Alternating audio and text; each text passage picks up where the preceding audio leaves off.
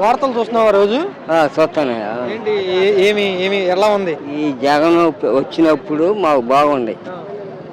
వీళ్ళు వచ్చాడు దేశాన్ని అగ్గిపల్లి ఎత్తున్నాడు. అగ్గిపల్ల అది చాలా శాంతి భద్రతలు చాలా బాగున్నాయి. చంద్రబాబు గారు మంచిగా పరిపాలన చేస్తారు. కడుపు మండుతుంది నాకు. అన్నం పెట్టాడయా, అన్నం పెట్టాడు మాకు. ఆ సుంటాన్ని జగన్ గెలిచాడు. ఈ మోసం చేసింది, ఈపీఎం మోసం చేసింది. జగన్ గెలిచాడు, 120 సీట్లు గెలిచాడు. అసలు లేదు, ఆయన పని అయిపోయింది, 11 పరిమితం అయిపోయింది. నెక్స్ట్ ఇక రానివ్వమని అంటున్నారు. ఎక్కువ వస్తే మరి 10కి వస్తాయి, 5కి వస్తాయి, 0 వస్తాయి.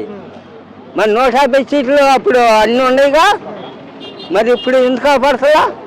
అది చంద్రబాబు గారిని, పవన్ కళ్యాణ్ గారిని చాలా మంది కోరుకుంటున్నారు. ఈ తడవ వీళ్ళు అగ్గిపల్లి గెత్తున్నారా, అగ్గిపల్లి గెత్తారు. అది సంగతి. జనం ఎవరైనా రేపు ఓటేసేవాడు ఈపీఎంలో మనం ఓటు పడుతుందా లేదా చూసుకొని కమెంట్ చేయాలి ప్రతి బూత్లో. అది ఈ అంబటి రాంబాబు ఇంటి మీద దాడి గురించి మీరేమనుకుంటున్నారు? ఆయన అంబటి రాంబాబు కలిసేదానికి 2 రోజులు నిద్ర బాటల. ఆయన ఇయ్యాల రేపల్లా ఆయన లాయరు కాదు. ఆయన చంద్రబాబుని బూతులు తిట్టాడు, అమ్నా బూతులు. మేము నిరసన తెలియజేసామంటున్నారు. ఏపీఎం, TV9 వాళ్ళగా 5-6 ఉన్నాయిగా, వాళ్ళు చేస్తారు. కడుపు మండుతుంది. అమ్మ చంద్రబాబుని తిట్టాడు, మా కోపం వచ్చింది అంటున్నారు ఇక్కడ ఉన్న ఎమ్మెల్యే. ఎవరు చేసిదిలే, అన్నీ చెప్పిద్ది.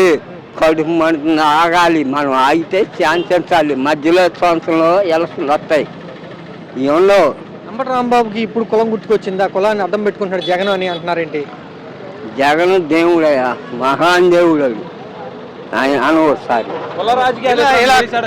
ఇలా కులాలని రెచ్చగొడతా ఉన్నాడు జగన్. ప్రతి కులంలో అన్నం పెట్టాడు.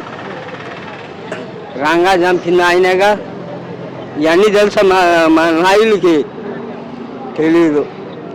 ఆ నుంచి వచ్చాడు. పవన్ కళ్యాణ్ గారు ఎంత జరుగుతా ఉన్నా చంపేశాడు.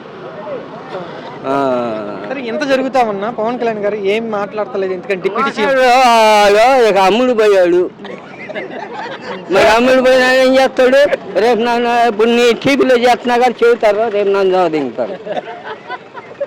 అది ఉన్నాయి. అసలు జరుగుతుంది దేశంలో. అసలు మన బేకార్ దానికి సంగతి జరుగుతుంది. వాళ్ళు అయ్యాల కడుపు మంటుందండి. నేను సైకిల్ నాది.